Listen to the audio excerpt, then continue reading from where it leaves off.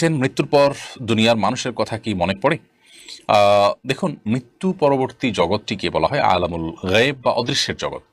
সেই জগতে আমাদের অবস্থা কেমন হয়, কীরকম হবে, সে বিষয়ে কোরআন এবং হাদিসের বর্ণনার বাইরে আমরা ধারণা করে কিছুই বলতে পারি না।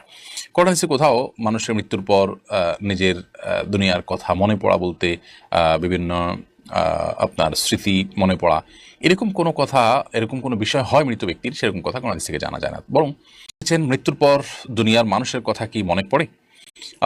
দেখুন, মৃত্যু পরবর্তী জগৎটিকে বলা হয় আলামুল গায়েব বা অদৃশ্যের জগৎ।